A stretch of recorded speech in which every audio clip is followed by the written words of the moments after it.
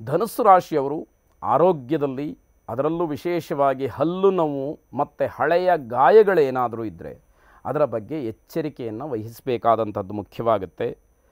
ಗುರು 6ನೇ ಮನೆಯಲ್ಲಿ ಸ್ಥಿತನಾಗಿರೋದ್ರಿಂದ ನಿಮಗೆ ಶತ್ರುಗಳ ಕಾಟ ಹೆಚ್ಚಾಗುವಂಥದ್ದು. ನೇರವಾಗಿ ಶತ್ರುಗಳು ನಿಮಗೆ ತೊಂದರೆಯನ್ನು ಮಾಡ್ತಾರೆ. ಅದನ್ನು ಎದುರಿಸಲಿಕ್ಕೆ ಸಿದ್ಧವಾಗಿರಬೇಕಾದಂಥದ್ದು.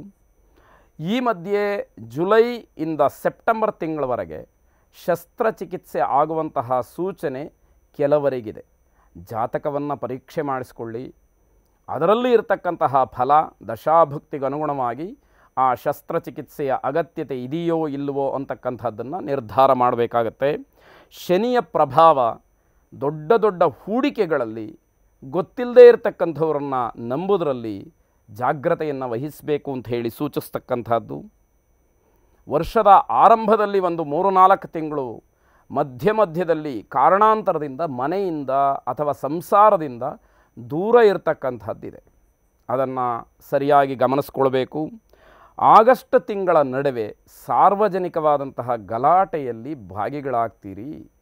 ಅದರಿಂದ ಪ್ರಭಾವ ಫಲ ಏನು ಅಂತಕ್ಕಂಥದ್ದನ್ನು ವಿಚಾರ ಮಾಡಿ, ವಿದ್ಯಾರ್ಥಿಗಳಾಗಿದ್ದರೆ ನಿಮ್ಮ ವಯಸ್ಸಿಗೆ ಅನುಗುಣವಾಗಿ ನಡ್ಕೊಳ್ತಕ್ಕಂಥದ್ದು ಬಹಳ ಮುಖ್ಯವಾಗುತ್ತೆ. ಆಸ್ತಿಯ ವಿಚಾರಕ್ಕೆ ಸಂಬಂಧಿಕರ ಮಧ್ಯದಲ್ಲಿ ಜಗಳವನ್ನು ಮಾಡ್ಕೊಳ್ತೀರಿ. ಸ್ವಲ್ಪ ಮಟ್ಟಿಗೆ ನಿಮ್ಮ ದುರಾಸೆಯನ್ನು ತಪ್ಪಿಸಿದರೆ, ಕಡಿಮೆ ಮಾಡಿಕೊಂಡ್ರೆ ಅದು ನಿಮಗೆ ಕ್ಷೇಮ ಅಂತ ಹೇಳಬೇಕು.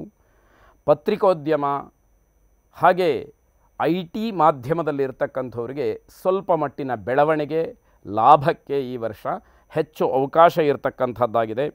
ಪ್ರತಿ ಸೋಮವಾರ ಶಿವನ ಆರಾಧನೆಯನ್ನು ಮಾಡಿ, ಈಶ್ವರನಿಗೆ ತೆಂಗಿನಕಾಯನ್ನು ನೈವೇದ್ಯ ಮಾಡಿಸಿ, ಎಳನೀರಿನಿಂದ ಅಭಿಷೇಕವನ್ನು ಮಾಡಿಸಿ ಶುಭವಾಗಿ.